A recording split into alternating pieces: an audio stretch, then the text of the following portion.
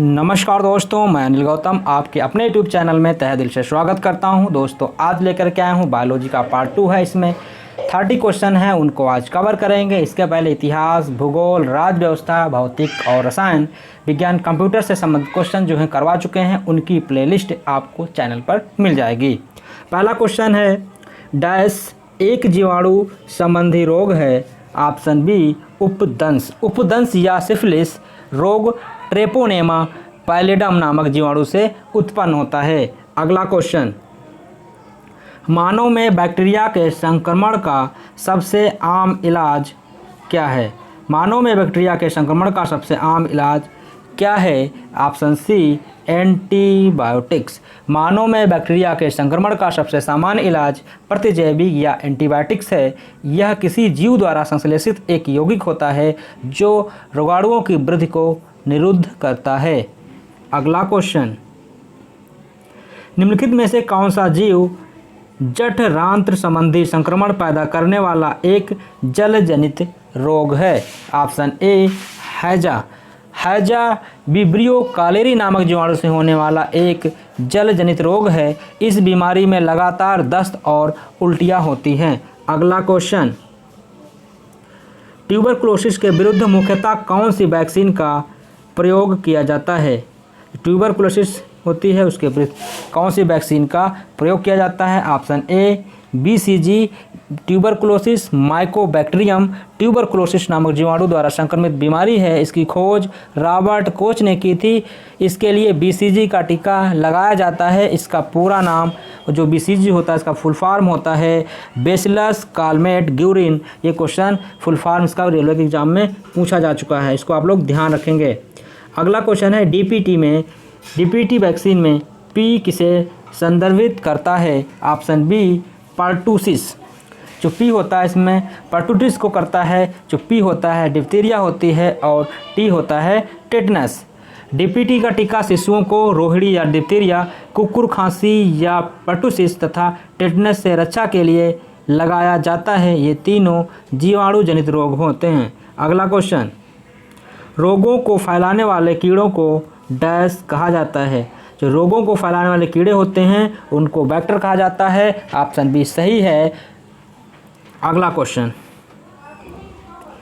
मेलियोडोसिस क्या है। जो मेलियोडोसिस होता है वो मेलियोडोसिस क्या है। ऑप्शन सी संक्रामक रोग। मेलियोडोसिस को व्हाइट मोर का रोग भी कहा जाता है। यह एक संक्रामक रोग है जो मानव तथा जानवरों को प्रभावित करता है। अगला क्वेश्चन, प्रकाश संश्लेषण, शोषण तथा वृद्धि पौधों की पत्तियों से पानी के वाष्पीकरण को क्या कहते हैं। अच्छा क्वेश्चन है, आप लोग इसका आंसर सोच के रखिए। Option A transpiration. Option A transpiration. पौधों की पत्तियों से पानी के वाष्पीकरण को ट्रांसपीरेशन कहते हैं। इसे पोटोमीटर नामक यंत्र से मापा जाता है। अगला क्वेश्चन, पौधों के विकास के लिए मिट्टी की पीएच कितनी अनुमानित मात्रा सबसे अनुकूल है। ऑप्शन ए इसका सही है 5.5 से 7.5 के बीच में। अगला क्वेश्चन, परागण डैश है। ऑप्शन सी परागकोश से स्टिग्मा तक पराग का संचार। परागकोश से स्टिग्मा तक पराग का संचार। अगला क्वेश्चन, अभिकथन ए और कारण आर नीचे दिए गए हैं। अभिकथन ए, पत्तियों का रंग हरा होता है। कारण आर है क्लोरोफिल एक हरा वर्णक पत्तों में मौजूद है। सही विकल्प चुने। ऑप्शन ए सही। ए और आर दोनों सत्य हैं और आर ए की सही व्याख्या है। क्लोरोफिल नामक एक हरा वर्णक पत्तियों में मौजूद होता है जिसके कारण इनका रंग हरा होता है। क्लोरोफिल पौधों द्वारा होने वाली प्रकाश संश्लेषण की क्रिया में सहायक होता है। अगला क्वेश्चन, जियोट्रॉपिक क्या है। जो जियोट्रॉपिक होता है वो क्या है। जियोट्रॉपिक क्या है। ऑप्शन ए गुरुत्वाकर्षण की प्रतिक्रिया के रूप में पौधों की वृद्धि। जियोट्रॉपिक गुरुत्वाकर्षण की प्रतिक्रिया के रूप में पौधों की वृद्धि है। प्रायः जड़ें धनात्मक जियोट्रॉपिक तथा तना ऋणात्मक जियोट्रॉपिक प्रदर्शित करता है। सूर्य की रोशनी की प्रतिक्रिया के रूप में पौधों की वृद्धि को हेलियोट्रॉपिज्म कहते हैं। अगला क्वेश्चन, निम्नलिखित में से कौन सा विकल्प पराश्रयी पौधे पैरासिटिक प्लांट का उदाहरण है? Option B अमरबेल Cuscuta. अमरबेल या कस्कुटा पराश्रयी पौधे का उदाहरण है। इसमें पत्तियां और परागण का पूर्णतः अभाव होता है। यह पीले पतले दुबले तने वाला पूर्ण स्तंभ परजीवी है। अगला क्वेश्चन,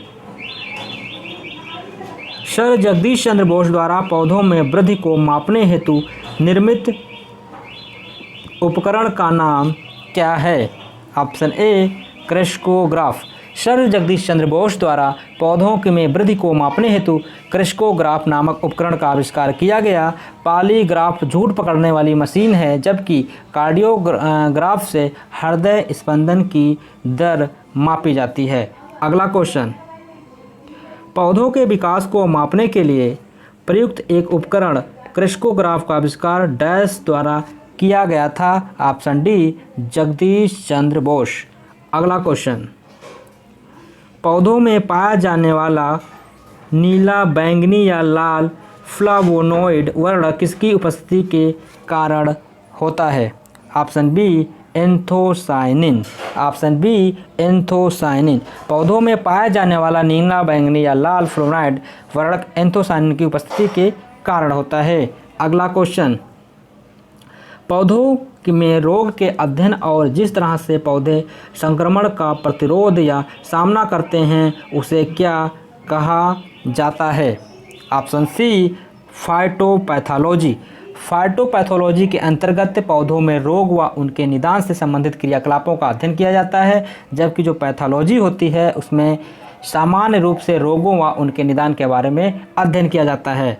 अगला क्वेश्चन, पृथ्वी का जल चक्र किसके द्वारा संचालित होता है? ऑप्शन सी जो है सूर्य।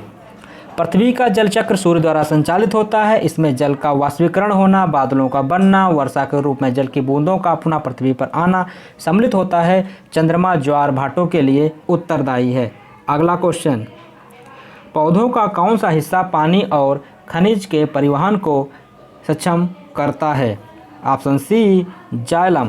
पौधों में जाइलम द्वारा जल तथा खनिज का संवहन होता है, जबकि फ्लोएम भोज्य पदार्थों का संवहन करता है। अगला क्वेश्चन, वातावरण में कार्बन डाइऑक्साइड की वृद्धि निम्न कारणों में से किसके कारण होती है? ऑप्शन सी जो है 1, 2, 3 सही हैं। जीवाश्म ईंधनों के ज़्यादा इस्तेमाल से, वनों की कटाई, वाहनों की संख्या में वृद्धि। ऑप्शन सी सही है। अगला क्वेश्चन, निम्नलिखित में से कौन सा अलैंगिक प्रजनन का एक प्रकार नहीं है? ऑप्शन डी परनिषेचन। जो परनिषेचन है वो अलैंगिक प्रजनन का एक प्रकार नहीं है। अगला क्वेश्चन काफ़ी अच्छे क्वेश्चन हैं जो रेलवे के साथ साथ अन्य सभी एग्जाम के लिए भी इम्पॉर्टेंट हैं। मानव शिशु के शरीर में कितनी हड्डियां होती हैं? ऑप्शन डी 354 जो ऑप्शन इसमें है वो सही होना चाहिए। नवजात शिशु में लगभग 300 से लेकर के 350 हड्डियां पाई जाती हैं, जबकि जो मनुष्य वयस्क होते हैं उनमें 206 हड्डियां पाई जाती हैं। जो निकटतम ऑप्शन है ये डी वाला, इसीलिए ये सही है। अगला क्वेश्चन, एक नवजात शिशु के शरीर में कुल कितनी हड्डियां होती हैं? Option A 350। अगला क्वेश्चन, डैश एक मानव हड्डी का जोड़ नहीं है? Option C micro. जो माइक्रो है वो मानव हड्डी का जोड़ नहीं है, जबकि बाल और सॉकेट, ग्लाइडिंग और सैडल ये सभी मानव हड्डी के जोड़ हैं। अगला क्वेश्चन, मानव शरीर में दो हड्डियां आपस में कैसे जुड़ी रहती हैं? तो ऑप्शन बी अस्थिबंध, जिसे लिगामेंट्स कहते हैं, इसके द्वारा जो होती है हड्डियां आपस में जुड़ी रहती हैं। अगला क्वेश्चन, मानव शरीर में सबसे छोटी हड्डी कौन सी होती है? कई बार क्वेश्चन पूछा गया है। Option C stapes. स्टेपीज मानव शरीर की सबसे छोटी हड्डी है या कान की हड्डी है। यह मेलियस तथा इनकस नामक हड्डी के साथ पाई जाती है। ये हड्डियां श्रवण क्षमता की वृद्धि में सहायक होती हैं। अगला क्वेश्चन, मानव श्वसन में क्या छोड़ा जाता है। जो मानव श्वसन होता है उसमें क्या छोड़ा जाता है। मानव श्वसन में क्या छोड़ा जाता है। ऑप्शन डी सही है, कार्बन डाइऑक्साइड। अगला क्वेश्चन, हमारे शरीर में नमक की मात्रा कितनी होती है। Option C 0.4%। एक 50 केजी वजन वाले व्यक्ति के शरीर में लगभग 200 ग्राम नमक उपस्थित रहता है, अर्थात मानव शरीर में नमक की मात्रा 0.4% होती है। अगला क्वेश्चन, आयोडीन की कमी के कारण कौन सा रोग होता है। ऑप्शन ए आयोडीन की कमी से कौन सा रोग होता है। Option B गंडमाला। आयोडीन की कमी से गंडमाला या गलकंड रोग होता है। इसमें थायराइड ग्रंथि के आकार में बहुत वृद्धि हो जाती है, जिसके कारण गर्दन फूल जाती है। थायराइड ग्रंथि में आयोडीन की मात्रा कम होने के कारण थायरॉक्सिन हार्मोन का स्रावण नहीं हो पाता, अतः इसे हार्मोन के उत्पादन हेतु ग्रंथि आकार में बढ़ जाती है। अगला क्वेश्चन, ग्रेव रोग थायराइड में वृद्धि के कारण डैश के अतिस्राव के कारण होता है। ऑप्शन ए थायराइड हार्मोन। अगला क्वेश्चन, और ये क्वेश्चन जो हमारा था, ये क्वेश्चन अंतिम था। 30 क्वेश्चनों की जो ये सीरीज़ थी ख़त्म हुई, और मिलते हैं दोस्तों अगले वीडियो में।